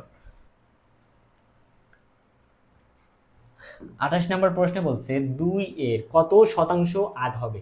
এখন কত শতাংশ, আমরা যখন শতাংশ চলে যাব তখন আমরা জানি যে যখন শতাংশ বলে তখনই আমরা শতকরায় নিয়ে যেতে হয়। এখানে বলছে আমাদেরকে 2 এর মানে 2 এর 8%, 2 এর 8%, তাহলে 100 এর কত শতাংশ? এটাই শুধু বের করবো আমরা। এত বেশি আমাদের অঙ্কটা করার প্রয়োজন নেই, আমরা শর্টকাট যেহেতু অঙ্কগুলো করতেছি, তাহলে আমরা শর্টকাটে অঙ্কগুলো করব। 8 গুণ 100, 2 দ্বারা এটা কাটলে হয় আমাদের কত? 50। 50-এ 5 শূন্য শূন্য, 5 আর 40 হচ্ছে আমাদের 400। সঠিক উত্তর এখানে আমাদের হবে 400%। একটু ভালো করে আরেকবার একটু বোঝেন। 2 এর 8%, 2%-এর মানে 2%-এর 8%, তার মানে 100%-এর, এক আর প্রয়োজন না লেখার, 100%-এর হবে 8 গুণ 100, এই 100, আর এই যে 2 সেটা হবে নিচে হর আকারে বসবে, আপনি কাটাকাটি করবেন, 2 দ্বারা 100 কাটলে হচ্ছে আমাদের 50। 50, এই 50-এর সাথে 8 গুণ করলে আমাদের হয়ে যাচ্ছে 400। সঠিক উত্তর হবে আমাদের 400। 2 এর কত শতাংশ 8 হবে? 400%। 29 নম্বর প্রশ্নে দুটি ব্যাসার্ধের অনুপাত 3:2, বৃত্ত দুটির ক্ষেত্রফল এর অনুপাত কত? যেহেতু দুইটা ব্যাসার্ধের অনুপাত 3 এবং 2 দেওয়া রয়েছে, তাহলে ক্ষেত্রফল এর অনুপাত কত? আপনি দুইটার উপরে স্কয়ার বসিয়ে দিবেন, একদম দুইটার উপরে স্কয়ার বসায় দেন, হয় কত? 3 আর 9 অনুপাত 2 দ্বিগুণ কত? 4, তার মানে 9:4। 9:4 অপশনে কোথায় রয়েছে? ঘ নাম্বার অপশনে। দেখেন অঙ্ক কত সহজ, অঙ্ক দেখতে কত কঠিন মনে হয়, কিন্তু অঙ্ক করতে যখন আমরা যাই তখন আমাদের কাছে কত সহজ মনে হয়, মজার ছলে কিন্তু আমরা অঙ্কগুলো করতে পারতেছি অলরেডি। দুটি ব্যাসার্ধের অনুপাত যদি হয় 3:2, বৃত্ত দুটির ক্ষেত্রফল আমরা কিভাবে বের করব? স্কোয়ার করে দিব, অনুপাত দুটোকে স্কোয়ার করে দিব, যেটা হবে সেটি হবে আমাদের সঠিক উত্তর। পরবর্তী প্রশ্ন দেখেন, কোন নৌকার গতি স্রোতের অনুকূলে, মানে স্রোত যেদিকে যাচ্ছে সেই অনুকূলে ঘন্টায় কত? 10 কিলোমিটার, এবং স্রোতের প্রতিকূলে ঘন্টায় 4 কিলোমিটার, তাহলে স্রোতের বেগ কত? আমাদেরকে কিন্তু ভালো করে যদি একটু খেয়াল করি, এখানে যদি এরকম বলতো যে কোনো নৌকার গতি স্রোতের অনুকূলে ঘন্টায় 10 কিলোমিটার এবং স্রোতের প্রতিকূলে ঘন্টায় 4 কিলোমিটার, যদি এখানে নৌকার গতি যদি আমাদেরকে বের করতে বলতো, তখন কিন্তু আমরা কি করতাম? যোগ করতাম। যেহেতু আমাদেরকে এখানে বের করতে বলছে স্রোতের বেগ, একটু ভালো করে খেয়াল করবেন এই অঙ্কগুলো। যদি আপনাকে নৌকার বেগ বের করতে বলে, নৌকার বেগ যদি বের করতে বলে, নৌকার বেগ হবে আপনার তখন যোগ, নৌকার বেগ হবে যোগ, আর স্রোতের বেগ হবে বিয়োগ, মানে মাইনাস। স্রোতের বেগ আপনি সবসময় কি করবেন? মাইনাস করবেন। মাইনাস করবেন। তাহলে যেহেতু এখানে আমার স্রোতের বেগ বের করতে বলছে, তাহলে যেহেতু স্রোতের বেগ, তাহলে আমরা এখানে স্রোতের বেগটা মাইনাস করেই বের করব। 10 আর এখানে রয়েছে কত 4, 10 থেকে 4 বাদ দেন, আর নিচে আমার থাকবে 2। এখন 10 থেকে 4 গেলে আমার থাকে কত 6, আর যখন 2 দ্বারা আমরা কাটবো আমাদের থাকবে কত অপশন 3, তার মানে 3 কিলোমিটার। এখানে যদি বলতো কোনো নৌকার গতি স্রোতের অনুকূলে ঘন্টায় 10 কিলোমিটার এবং স্রোতের প্রতিকূলে, প্রতিকূল মানে বিরুদ্দিকুল, প্রতিকূলে ঘন্টায় 4 কিলোমিটার, তাহলে নৌকার বেগ কত? তখন কিন্তু এখানে আমাদের যোগ হতো, আর কিছু না, সবগুলো ঠিক থাকতো। যদি এখানে নৌকার বেগ চায়, এই অঙ্কগুলো সাধারণত এই দুইটা নিয়মে আসে। একটা আসে নৌকার বেগ আপনার কাছে চাবে, বা প্রয়োজনে আপনাকে স্রোতের বেগ বের করতে হবে, হয়তো বের করতে হবে নৌকার বেগ, আর না হয় বের করতে হবে আপনাকে স্রোতের বেগ। যদি আপনাকে স্রোতের বেগ বের করতে বলে তখন আপনি এখানে শুধু বিয়োগ করবেন, আর যখন আপনাকে নৌকার বেগ বের করতে বলবে তখন আপনি এটাকে যোগ করবেন। একটা সংক্ষেপে যদি আপনি মনে রাখেন, পানির উপরে যখন নৌকাটা দিবেন তখন এটা কি নৌকাটা পানির উপরে যোগ হয়, তার মানে নৌকার বেগ হলে যোগ, আর যখন স্রোতের বেগ বলবে তখন হয়ে যাবে বিয়োগ। 31 নম্বর প্রশ্ন বলছে, বইয়ের পূর্ব মূল্য বর্তমান মূল্যের 2:3, পূর্বের তুলনায় বইয়ের মূল্য শতকরা কত বৃদ্ধি পেয়েছে? পূর্ব মূল্য যদি হয় 2 টাকা, তাহলে বর্তমান মূল্য হচ্ছে 3 টাকা। পূর্বের তুলনায় বইয়ের মূল্য শতকরা কত বৃদ্ধি পেয়েছে? আমরা যদি একটু খেয়াল করি, বর্তমানে পূর্বের হচ্ছে কত, বর্তমানে যদি 3 হয়, পূর্বে ছিল কত 2, তার মানে বৃদ্ধি পেয়েছে কত 1, বৃদ্ধি পেয়েছে কত 1। তাহলে আমরা যেহেতু শতকরা বের করবো, একদম সরাসরি এই 2টাকে নিচে, যেহেতু আমাদেরকে এটা মনে রাখতে হবে, যদি এখানে পূর্বের পূর্বের তুলনায় শতকরা কত বৃদ্ধি পেয়েছে, যদি এখানে পূর্বের জায়গায় বর্তমান হতো তাহলে নিচে হতো 3, আর যদি এখানে যদি পূর্ব থাকে তাহলে পূর্বের সংখ্যাটাই বসবে। পূর্বে এখানে কত 2, যদি পূর্ব বলে, যদি পূর্বে বলে তখন আমার পূর্বের সংখ্যাটাই বসবে, আর যদি এখানে যদি বর্তমান বলে, এখানে যদি বর্তমান বলে তাহলে আমার এই 3 হবে, বর্তমানেরটাই হবে। যেহেতু এখন আমাদেরকে পূর্ব তুলনায় বইয়ের শতকরা বের করতে বলছে, তাহলে পূর্ব ছিল আমাদের কত 2, তার মানে 2 হচ্ছে এখানে। আর যেহেতু 1 এখান থেকে বিয়োগ করার পরে 1% বাড়লো, তার মানে 1 গুণ 100 শতকরা, শতকরা, শতকরা বৃদ্ধি, শতকরা বৃদ্ধি হবে আমাদের, শতকরা বৃদ্ধি হবে 50, শতকরা বৃদ্ধি হবে 50। দেখেন পূর্বের কথা বললে এখানে হবে 2, মানে পূর্বে এখানে 2 হবে বলতে এখানে পূর্বে যেটা থাকবে সেটা, আর যদি বলে বর্তমান তাহলে তাহলে এখানে আপনার বর্তমানে যেটা থাকবে সেটাই হবে এখানে বর্তমান। দেখেন এখানে 50 কোথায় রয়েছে, 50 রয়েছে অপশন গতে, সঠিক উত্তর হবে 50%। বইয়ের পূর্ব মূল্য বর্তমান মূল্য যদি 2:3 হয় পূর্বের তুলনায়, বইয়ের মূল্য শতকরা 50% বৃদ্ধি পেয়েছে। পরবর্তী প্রশ্ন, শতকরা কত হার লাভে কোনো আসলে 10 বছরের সুদে আসলে দ্বিগুণ হবে? শতকরা কত হার লাভে কোনো আসলে, শতকরা কত হার লাভে কোনো আসলে 10 বছরে সুদে আসলে দ্বিগুণ হবে? ওই যে এই যে যত গুণ দেওয়া থাকবে, যত গুণ দেওয়া থাকবে সব সময় আপনি যত গুণ, যত গুণ বিয়োগ 1 গুণ 100, আপনি এটা সূত্র মনে রাখবেন। নিচে হার বা বছর যেটা থাকবে সরাসরি এই বছর, কত বছর 10 বছর, সরাসরি আমরা 10টাই লিখলাম। এখানে যত গুণ কত 2, 2 থেকে 1 বিয়োগ যাবে, গুণ থাকবে 100, আর এখানে থাকবে 10। এখানে 2 থেকে যখন 1 চলে যাচ্ছে আমাদের, তাহলে থাকছে আমাদের কত 1, 1-এর সাথে আমরা 100 যখন গুণ করব, নিচে আমাদের যেহেতু 10 রয়েছে 10 10 100, এখানে সঠিক উত্তর হবে 10, সঠিক উত্তর হবে 10। শতকরা কত হার লাভে কোনো আসল 10 বছর সুদে আসলে দ্বিগুণ হবে 10%? দেখেন 33 নম্বর প্রশ্ন, দেখেন আপনার মজার ছলে অলরেডি যে অঙ্কগুলি করলাম না কেন, সবগুলো অঙ্ক কিন্তু আপনার কাছে কেমন লাগতেছে সেটা কিন্তু আপনি এখন নিজে বুঝতেছেন। যে দেখতেছেন অঙ্কগুলো, তার কাছে যে অঙ্কগুলো কত সুন্দরভাবে যে আপনি বুঝতেছেন, বা আপনার যে মনে যে একটা আকাঙ্ক্ষা ছিল যে সহজ নিয়ে আপনার টেকনিক, যে অঙ্কটা আপনি খুঁজতেছেন মূলত, যে সহজ নিয়ে কীভাবে আপনি অঙ্ক করবেন, সেটাই কিন্তু আজকে হয়তো আল্লাহ আপনাকে কিন্তু এনে দিয়েছে, যে অঙ্কগুলো এভাবে অঙ্কগুলো করলে আপনার কিন্তু কোনো ভয় কাজ করবে না। যারা বিশেষ করে নিবন্ধন পরীক্ষা দিবেন তাদের জন্য তো অনেক গুরুত্বপূর্ণ এই অঙ্কগুলো, কারণ আপনারা অনেকে আল্লাহর কাছে অনেক চেয়েছেন যে এরকম অঙ্ক আপনার সহজে করার জন্য, কিন্তু আপনি যদি একটু বিভিন্ন প্ল্যাটফর্ম যদি খুঁজে দেখেন তাহলে কিন্তু এই সহজে সবগুলো অঙ্ক আপনি কোনো জায়গায় পাবেন না। পেতে পারেন যে একটা দুইটা অঙ্ক এভাবে আপনার শর্টকাট নিয়ম দেওয়া থাকতে পারে, যে দুইটা একটা অঙ্ক সহজে নিয়ম, কিন্তু আমরা প্রতিটা আপনার যত টপিক আছে সবগুলো টপিক থেকে কিন্তু একটা বা দুইটা করে অঙ্ক নিয়ে আপনাকে শিখাচ্ছি, যাতে আপনি যেই টপিক থেকে অঙ্ক দেখ না কেন আপনি যাতে বুলেটের মতো উত্তর করতে পারেন। একটু খেয়াল করেন এখানে, তাহলে বেতন যদি 30% বৃদ্ধি পায়, একজন লোক 3,900 টাকা পায়, পূর্বের তার বেতন কত ছিল। এখন যেহেতু 30% বৃদ্ধি পেয়েছে, তার মানে শতকরা 30% বৃদ্ধি পেয়েছে। 100 টাকায় তিনি 30% বৃদ্ধি পেয়েছে, তার মানে 130 টাকায় 130 টাকায় 130 টাকায় 130% পায় কত? 3,900 টাকা। তাহলে তার পূর্বের বেতন কত ছিল? যেহেতু তার পূর্বের বেতন বের করবো আমরা, তাহলে 130 3,900 পূর্ব মানে 130, যেহেতু বর্তমানে 30% বেড়ে কিন্তু 130 হয়েছে, তার মানে পূর্বে ছিল যেহেতু 130 হয়েছে 30% বেড়ে, তাহলে বর্তমানে আগে ছিল কত? 100, আগে ছিল 100, যেহেতু 100% হবে, তার বেতনটা হবে 3,900 গুণ 100, আর নিচে হচ্ছে আমাদের কত? 130। যদি আমরা একটু অঙ্কটা করি এইভাবে, যদি এই সংখ্যা কাটি, এখানে রয়েছে কত? 13। আমরা কিন্তু একটু যদি কাটাকাটি করি, 13 আর কত? 390। যদি 13 আপনি যদি 3 দ্বারা গুণ করেন কত হয়? 3 3 আর 9, 3 1 3, 39।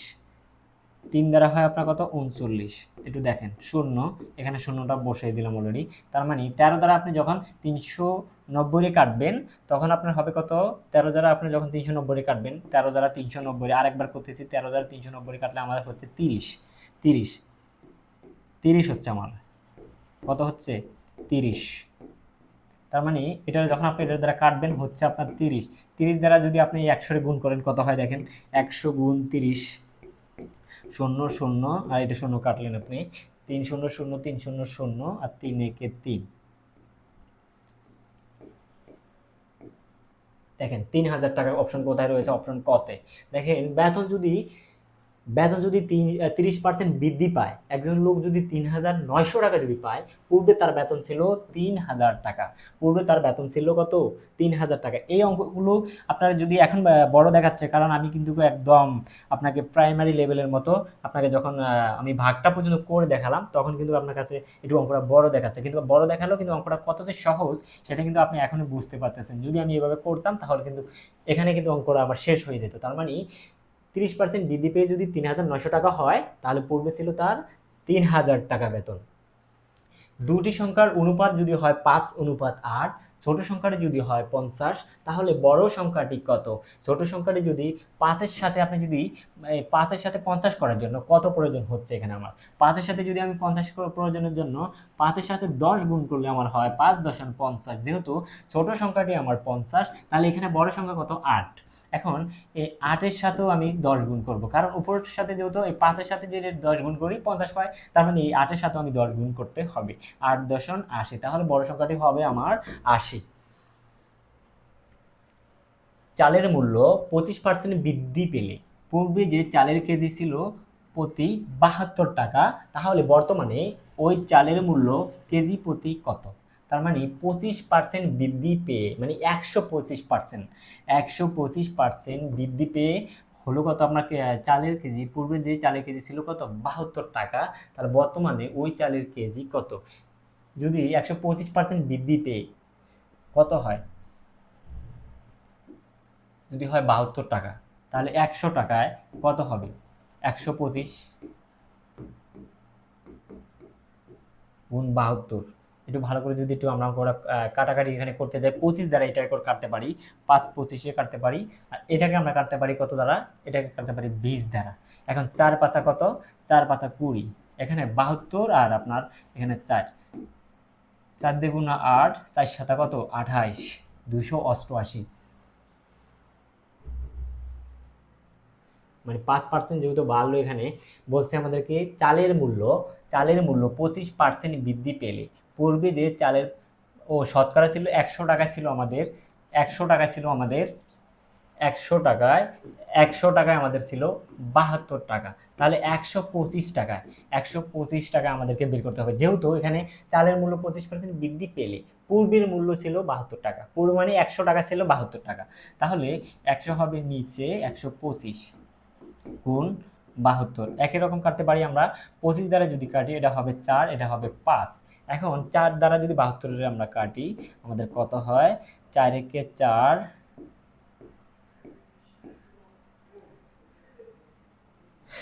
4 4 32 হচ্ছে কত 18, এখানে আমাদের হচ্ছে কত 18। এখন 18 আর 5 যদি গুণ করি, 5 40, 5 40, 5 একে 5, 5 আর 4 কত 90। তার মানে সঠিক উত্তর হবে আমাদের 90। সঠিক উত্তর হবে আমাদের কত? সঠিক উত্তর হবে 90। একটু ভালো করে খেয়াল করেন, চালের মূল্য 25% বৃদ্ধি পেলে, বর্তমানে 25% বৃদ্ধি পেয়ে মানে 125 টাকা, আর পূর্বের যে চালের প্রতি কেজি ছিল 72 টাকা, মানে পূর্ব মানে 100 টাকায় ছিল 72 টাকা, তাহলে 125 টাকায় হবে 90 টাকা। একটি ঘড়ি 560 টাকায় বিক্রি করায় 20% ক্ষতি হলো, ঘড়িটির ক্রয় মূল্য কত? একটি ঘড়ি যদি 560 টাকায় বিক্রি করায় 20% ক্ষতি হয়, শতকরা যদি 20% ক্ষতি হয়, তাহলে থাকে আমরা জানি যে 100 থেকে 20% ক্ষতি 80 টাকা। এখানে বলছে একটি ঘড়ি যদি 560 টাকায় বিক্রি করায়, একটা ঘড়ি যদি আপনি 560 টাকায় বিক্রি করেন, তাহলে আপনার 20% ক্ষতি হয়, 80%-এ আপনার বিক্রি হলো কত? 560 টাকা। তাহলে আপনি ঘড়িটির ক্রয় মূল্য কত ছিল? ক্রয় মূল্য যেহেতু 560 টাকা বিক্রি করে, 20% ক্ষতি হলো, মানে 80 টাকায় বিক্রি করলেন কত? 560, ধরেন 500 কত 60 টাকা, আর 1 টাকা বিক্রি করবেন 80, 560 গুণ 1। আর যেহেতু আপনার ঘড়িটির ক্রয় মূল্য ছিল 100 টাকা, ঘড়িটির ক্রয় মূল্য হবে 100 টাকা, 560 গুণ 100, আর নিচে হচ্ছে আমাদের 80। আমি যখন এই শূন্য কাটবো, 7 56, এখন হবে আমাদের 700 টাকা। সঠিক উত্তর হবে 700 টাকা। একটি ঘড়ি 560 টাকা বিক্রি করায় 20% ক্ষতি হলো, যেহেতু 100 টাকা 20% ক্ষতি হলে থাকে আমাদের 80 টাকা, আর ঘড়িটি ক্রয় মূল্য কত টাকা? কারণ 80 টাকায় বিক্রি করে, 80% বিক্রি করে 560 টাকায়, আর 100 টাকায়, তাহলে যেহেতু ক্রয় মূল্য ছিল 100 টাকা আমার, আর 20% ক্ষতি হওয়ার কারণে আমি 20% লস হয়েছে আমার, এই জন্য আমার হয়েছে কত 80 টাকা। তাহলে 100 টাকায় আমার ক্রয় মূল্য হবে আমার 700 টাকা। এখন আরেকটা প্রশ্ন 37 নম্বর অঙ্কে বলছে এরকম যে 64 গুণ, আপনার এখানে দেওয়া রয়েছে কত 8, 8-এর উপরে একটা শূন্য দেওয়া রয়েছে। এখন আমরা যদি একটা খেয়াল করি, এখানে আপনাকে কত বের করতে বলছে, একটু যদি আমরা খেয়াল করি, এই অঙ্কগুলো কিন্তু আমরা অনেকে বুঝতে পারি না, কারণ এখানে যদি আপনার মাথার উপরে যদি আমরা একটা শূন্য বসিয়ে দেই, তখন কিন্তু আপনার মান হয়ে যাবে 1। যদি আপনার মাথার উপরে আমি একটা শূন্য বসিয়ে দিই, তাহলে আপনার মান হয়ে যাবে কি 1। মানে কারো উপরে যদি, মানে কোনো সংখ্যার উপরে যদি শূন্য থাকে, কোনো সংখ্যার উপরে যদি শূন্য থাকে, তার মান সবসময় 1 হয়ে যায়। যার এখানে হোক 10-এর উপরে যদি আমরা শূন্য বসাই, বা 15-এর উপরে যদি আমরা শূন্য বসাই, যার উপরে আমরা শূন্য বসাবো তার মানটা হয়ে যাবে সবসময় 1। মানে আমার উপরে যদি কোনো শূন্য বসে, তাহলে আমার মান হয়ে যাবে 1। এখানে 64-র সাথে যেহেতু আপনার এখানে 8-এর উপরে শূন্য রয়েছে, তার মানে 64 থাকবে গুণ এই 8-এর মান হবে 1, তার মানে সঠিক উত্তর হবে কত 64 হবে। এখানে অপশনে কিন্তু ঘ নাম্বার রয়েছে 64। মানে হচ্ছে আপনার যে সংখ্যার উপরে শূন্য বসুক না কেন, সেই সংখ্যাটার মান সবসময় 1 হবে। সে যদি হয় 50, তা 50-এর উপরে যদি শূন্য বসে, তখন 50টা হয়ে যাবে 50-এর মান 1। মানে যার উপরে শূন্য বসুক না কেন, তার মানটা হয়ে যাবে মূলত 1।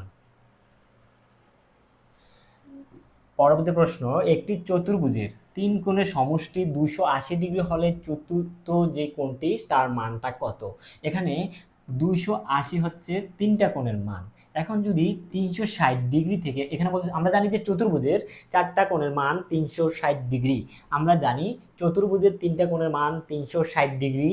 এখন যেহেতু এখানে 3টার মান 280 ডিগ্রি, তার মানে 360 থেকে 280 ডিগ্রি যখন আমরা মাইনাস করব, তখন আমার যেটা থাকবে সেটি হবে আমার চতুর্থ কোণটা, কারণ এখানে এই দুটো রয়েছে আমার 3টা কোণের মান। আর 4টা কোণের মান আমরা জানি 360 ডিগ্রি যে থাকে, আমরা জানি যে চতুর্ভুজের 4টা কোণের মান 360 ডিগ্রি। তাহলে থাকতেছে আমার 0, আর 16 থেকে যখন 8 চলে যাবে, থাকবে আমার 80, হাতে 1, 3 মিলে যাচ্ছে, তার মানে 80। এখানে হবে 80 ডিগ্রি। একটি চতুর্ভুজের 3 কোণের সমষ্টি যদি 280 ডিগ্রি হয়, চতুর্থ কোণটি হবে, যেহেতু চতুর্ভুজের কোণের মান হচ্ছে 4টা কোণের মান 360 ডিগ্রি, 360 ডিগ্রি থেকে আমরা 280 ডিগ্রি বিয়োগ করে দেব, তার মানে এখানে 4টা থেকে 3টার কোণের মান চলে যাবে, থাকবে একটার মান, সেটা হবে 80 ডিগ্রি। পরবর্তী প্রশ্নে আমাদেরকে বলছে 5:18, 7:2 এবং 3:6 এর মিশ্রণ অনুপাত কত? এখানে যদি আমরা একটু খেয়াল করি, তাহলে আমরা এই একটা যে সামনের যে পূর্ব রাশিয়ার উত্তর রাশিয়ার পূর্ব রাশিয়ার যে সংখ্যাগুলো 5, 7, 3, এই তিনটাকে আগে নিব। এই 5, 7 আর 3, তার মানে 5 গুণ 7 গুণ 3, যদিও 7-এর মতো দেখা যাচ্ছে, যেহেতু 7-এর মতো দেখা যাচ্ছে তাহলে একটু মুছে নিচ্ছি। 5 গুণ 7 গুণ 3 কত হয়? 3 7 21, 21-এর সাথে 5 গুণ, 5 থেকে 5, 5-এর সাথে 2 যখন গুণ করব 5 দিয়ে গুণা হয়ে যাচ্ছে 10, তার মানে 105 হচ্ছে এখানে। আর পরবর্তী রয়েছে কত? 18 2 6, 18 2 6। এখন যদি আমরা একটু গুণ করি, 18 দুগুণ হয়ে যাচ্ছে 36, 36-এর সাথে আমরা 6 গুণ করব, 6 6 36, হাতে আছে 3, 3 4 12, 3 6 18, 18 আর 3 হচ্ছে আমাদের 21, 216। এখানে হচ্ছে কত? 216। তার মানে একটা হচ্ছে আমাদের 105, যদি এখানে ভুল হয়ে যায় মানে 3 7 21, ও 3 7 21, 21-এর সাথে যখন 3 গুণ করবো আমাদের হয় কত? 5 হবে না, এখানে এখানে হবে 21-এর সাথে 3, 21-এর সাথে 3 গুণ করলে হয় 3 একে 3, 3 দ্বিগুণা 6, 3 দ্বিগুণা 6, 3 7 5 7 35, যদিও সরি এখানে 5 7 হবে 35, 5 7 35, 35-এর সাথে 3 গুণ, 3 5 15, হাতে আছে 1, 3 3 9, 9 আর 1 কত হয়? 3 3 9, 3 5 15, হাতে আছে 1, 3 3 9, 9 আর 1 হয় 110, তার মানে 105 হচ্ছে।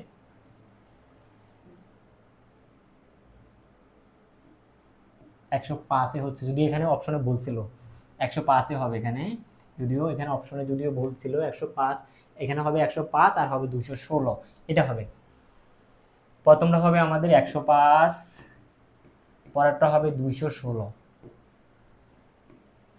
যদিও অপশনে দেওয়া ছিল না, এটা সঠিক উত্তর কিন্তু এটাই হবে, 105 আর 216 হবে। পরবর্তী প্রশ্ন, 480 জন পরীক্ষার্থীর মধ্যে 96 জন যদি পাশ করে তাহলে শতকরা কতজন পাশ করলো?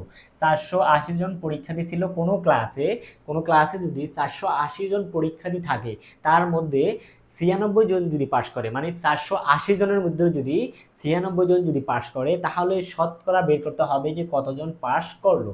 তাহলে 480 জনের মধ্যে পাশ করে 96 জন, তাহলে শতকরা আমরা সরাসরি 1 না দিয়ে সরাসরি 100 দিয়ে করে দিই। সরাসরি শতকরা পাশ করবে 480, 100 গুণ 96। আমরা যদি এই শূন্য আর এই শূন্য কাটি, তাহলে এখানে থাকলো কত? 48, এখানে থাকলো 96। 48-কে আমরা যদি 96 দ্বারা কাটি, 48 দিয়ে গুণা হচ্ছে আমাদের 96, তাহলে 10 দ্বারা 2 গুণ করলে 10 দিয়ে গুণা হয়ে যাচ্ছে 20।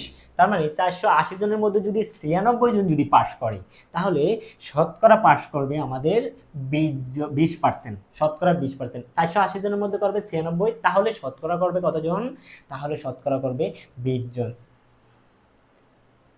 পরবর্তী প্রশ্নে বলছে আমাদেরকে 4 সেন্টিমিটার বাহু বিশিষ্ট গণকের সম্পূর্ণ পৃষ্ঠের ক্ষেত্রফল কত? আমরা জানি যে গণকের সবসময় 6টা পৃষ্ঠ থাকে। পৃষ্ঠ কয়টা? 6টা। গণকের পৃষ্ঠ থাকে কয়টা? 6টা। যেহেতু এখানে বলছে 4 সেন্টিমিটার বাহু বিশিষ্ট গণকের সম্পূর্ণ পৃষ্ঠের ক্ষেত্রফল কত, তার মানে যেহেতু আমাদের 4 সেন্টিমিটারের সাথে যেহেতু পৃষ্ঠ কয়টা? 6টা, তার মানে ক্ষেত্রফল বের করতে হলে এই 6কে আমরা নিতে হবে। 6 গুণ 4-এর উপর স্কয়ার হচ্ছে আমাদের 6 গুণ 4 4 কত? 16। 16-র সাথে যখন আমরা এই 6 হচ্ছে যে পৃষ্ঠতল, এই যে গণকের 6টা পৃষ্ঠ থাকে, সেই 6 হচ্ছে এই 6। 6-এর সাথে যখন আমরা এই 4 4 16, 16 গুণ করব কত হয়? 6 6 কত হয়? 36, হাতে আছে 3, 6 কে 6, 6 3 কত?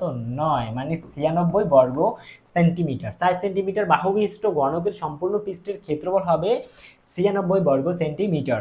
এই আমরা ঘনকের জানি যে 6টা পৃষ্ঠ থাকে, এই জন্য এখানে 6 গুণ 4 সেন্টিমিটার, মানে একটা রয়েছে কত? 4 সেন্টিমিটার, এই জন্য 4-এর উপরে স্কয়ার করে দেবো আর 6-এর সাথে গুণ করে নিব, তাহলে আমাদের বেরিয়ে যাবে যে ক্ষেত্রফল কত বর্গ মিটার ছিল। তাহলে 4 সেন্টিমিটার বাহু বিশিষ্ট ঘনকের সম্পূর্ণ পৃষ্ঠের ক্ষেত্রফল হবে 96 বর্গ সেন্টিমিটার।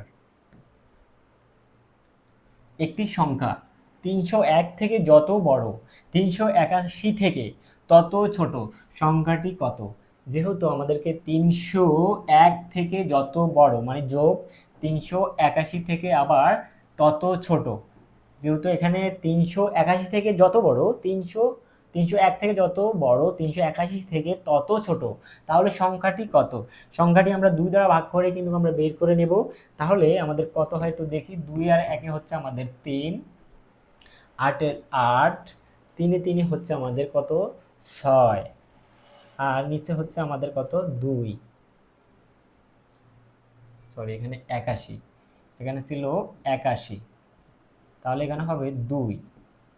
এখন আমরা যদি 2 দ্বারা ভাগ করি, আমরা যদি 2 দ্বারা এটা কাটাকাটি করি, 2 দ্বারা যদি 682 কাটাকাটি করি তাহলে আমাদের হবে 341, মানে এটা 2 দ্বারা কাটলে 341 হচ্ছে, এটার অর্ধেক। 2 দ্বারা যখন 682 কাটবো হবে 341, সঠিক উত্তর হবে 341। কত সহজ অঙ্ক একদম। যদি আপনার অঙ্ক না পারলে অঙ্ক কঠিন মনে হয়, কিন্তু অঙ্ক যখন আস্তে আস্তে এই অঙ্কগুলো আপনারা দেখবেন আপনার কাছে কিন্তু অঙ্ক অনেক ইজি হয়ে যাবে। একটি সংখ্যা 301 থেকে যত বড় 381 থেকে তত ছোট সংখ্যাটি কত? সংখ্যাটি হবে 341। একটি বর্গক্ষেত্রের পরিসীমা যদি হয় 120 ফুট, বাহুর দৈর্ঘ্য কত? একটি বর্গক্ষেত্রের আমরা জানি একটা বর্গের বাহু থাকে মূলত হচ্ছে 4টি। একটি বর্গক্ষেত্রের বাহু থাকে কয়টি? 4টি। একটি বর্গক্ষেত্রের পরিসীমার 120 ফুট হলে বাহুর দৈর্ঘ্য কত? যেহেতু বাহুর দৈর্ঘ্য 4টি, তাহলে 4 দ্বারা এই 120 এর ভাগ করব আমরা। 3 4 12, 3 4 12, তার মানে 30 ফুট।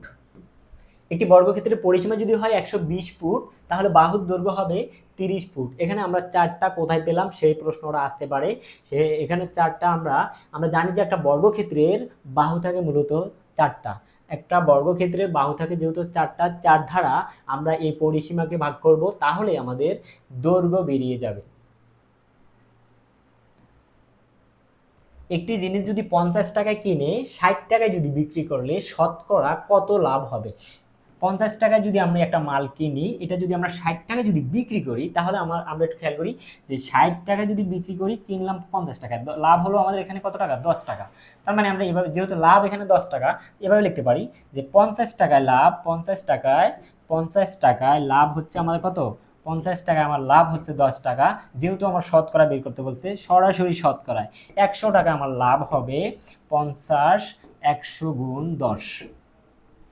তাহলে এই শূন্য আর এই শূন্য কাটা, 5 দিয়ে গুণ হচ্ছে 10, 10 দিয়ে গুণ হচ্ছে 20, মানে 20%। একটি জিনিস যদি 20 টাকায় 50 টাকায় কিনে 60 টাকায় যদি বিক্রি করি, তাহলে শতকরা আমার লাভ হবে 20 টাকা।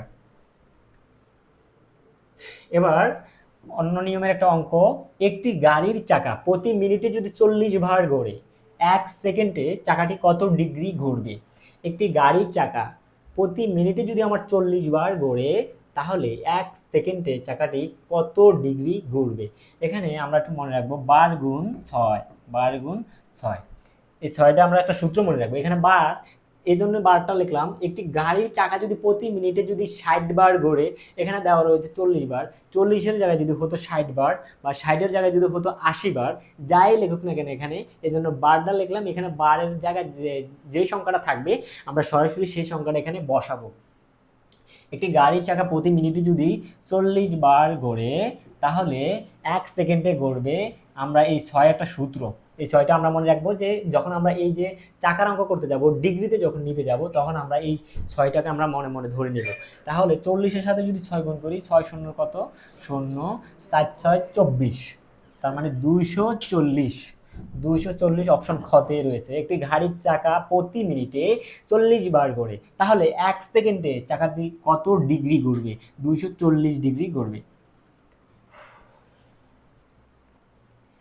এখন 47 নম্বর প্রশ্ন যদি আমরা একটু খেয়াল করি, 30 টাকা 50 টাকার শতকরা কত?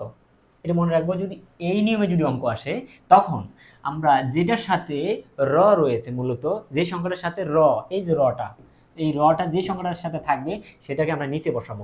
একদম সহজ।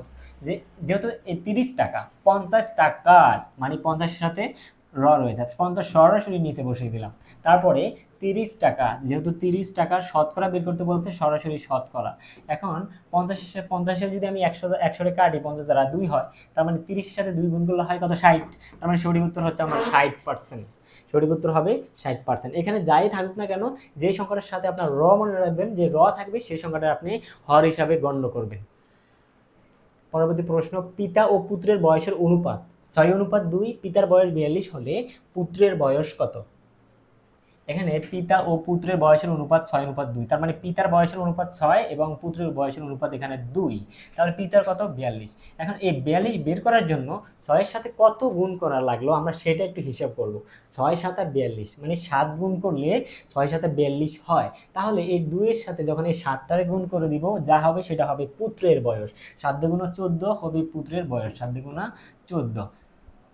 সঠিক উত্তর হবে 7 দুগুণা 14 হবে পুত্রের বয়স। নিচের ভগ্নাংশগুলোর মধ্যে কোনটি ক্ষুদ্রতম? আমরা জানি যে ভগ্নাংশ থেকে মূলত দুইটা অঙ্কই আসে, একটা হচ্ছে কোনটা বৃহত্তম আর কোনটা ক্ষুদ্রতম। আমরা আজকে বের করব যে ক্ষুদ্রতম সংখ্যা কিভাবে বের করে। নিচের ভগ্নাংশগুলোর মধ্যে কোনটি ক্ষুদ্রতম, একটু অপশনগুলো যদি আমরা একটু দেখি, তাহলে অপশনগুলো ঠিক এভাবে দেওয়া রয়েছে, 2 আর কত, 5। আবার আরেকটা দেওয়া রয়েছে এখানে 4 আর 7। আরেকটা দেওয়া রয়েছে 1 আর 3। আরেকটা দেওয়া রয়েছে 3 আর 7। 3 আর 7। এখানে আমরা মূলত তো আমরা বুঝতে পারলাম যে নিচে যেগুলো রয়েছে সবগুলো হর আর উপরগুলো সবগুলো লব।